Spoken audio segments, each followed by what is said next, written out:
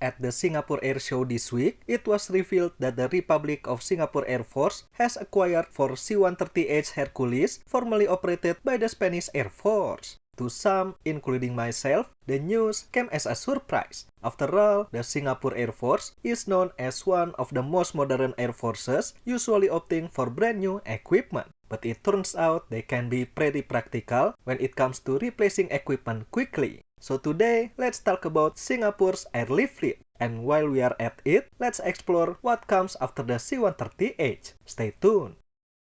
The acquisition of the pre-owned, or kids nowadays says pre-loved C-130H was confirmed by Singapore's Chief of Air Force in a media interview during the Singapore Air Show this week. He added that the used aircraft are still well maintained and determined that the C-130 remains the best platform to meet the Air Force's operational needs for the next 15 to 20 years. It's the right decision as it will improve the C-130 fleet's availability and readiness. And I do understand that the Singapore Armed Forces and MINDEF need to make adjustment in their defense plan to make way for the incoming F-35 fleet. But the side effect of this purchase is that it will possibly delay the selection of the Air Force's next generation airlifter until at least the middle of the next decade. The Air Force currently operates 10 C-130s, comprising 4 C-130B and 6 C-130H. While the H model are new-built aircraft purchased in the 80s, the B models were transferred second-hand from the US and Jordan starting in 1977.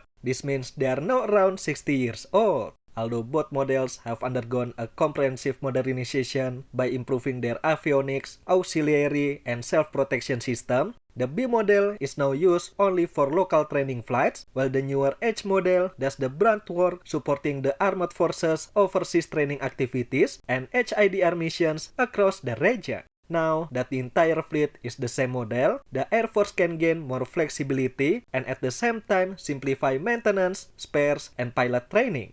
Judging from the Air Force Chief's comment, we probably won't see procurement for the new airlifter for quite a while, but that hasn't stopped manufacturers from lining up. Lockheed Martin, Embraer, and Airbus have all been eyeing a potential tactical airlift recapitalization program for years. The C-130J Super Hercules is definitely the safe bet for Singapore. It's the direct evolution of the current fleet, offering the most seamless transition for pilots and ground crews. It offers the lowest risk and the highest degree of operational continuity.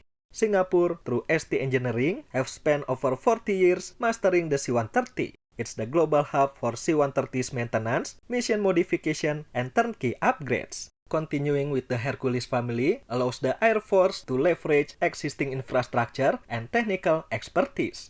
The C-130 is used by nearly all of Singapore's major partners and trains extensively with the US, Australia, and New Zealand. These key partners operate the C-130J on their fleet. In a joint operation or large-scale exercises, Singapore could share parts and even ground support equipment with allies seamlessly. On top of that, the Super Hercules has millions of flight hours and has proven in combat and considered the best for austere operations in this class. Turboprop engines are more resilient in this environment, making it essential for combat, SAR, and HIDR missions. However, the C-130 is fundamentally a design from the 50s. While continuous upgrades and development have kept it relevant as an airlifter, there is limited room left for further growth.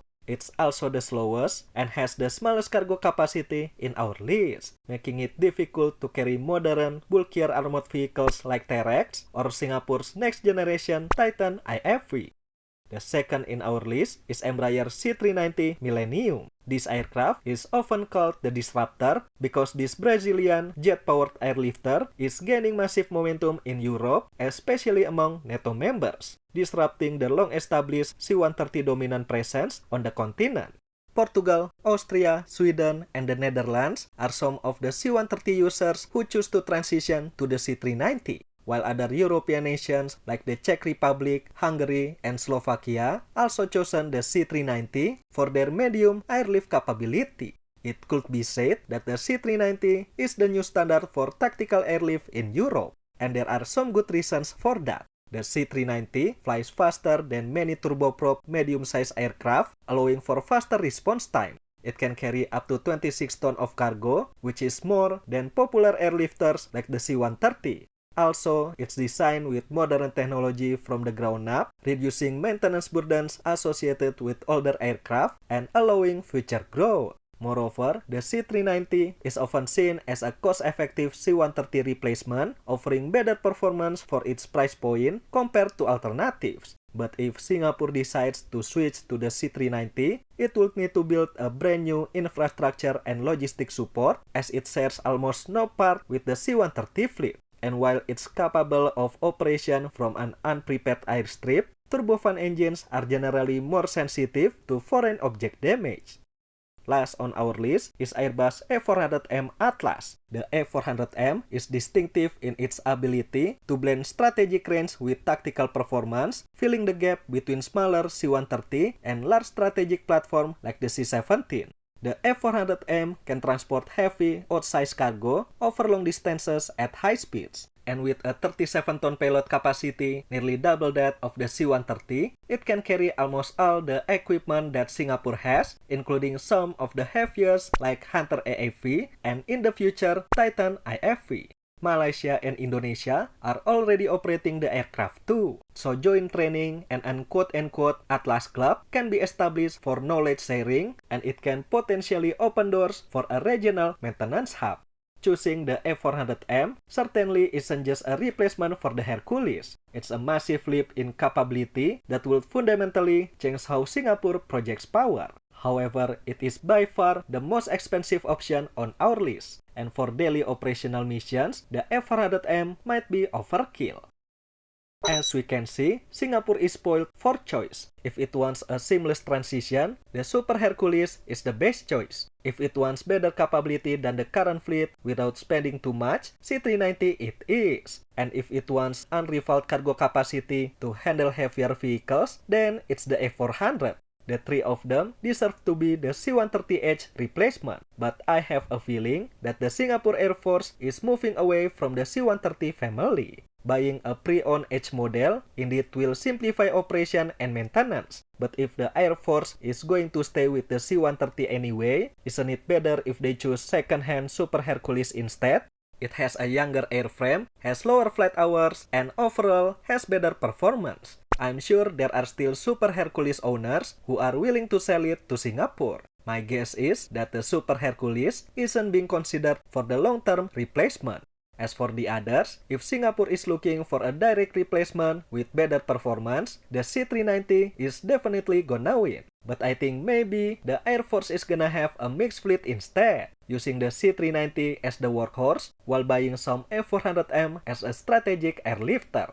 I see some need for a heavy airlifter in the Singapore Armed Forces, so it won't be a surprise if the Air Force operates a mixed fleet of transport.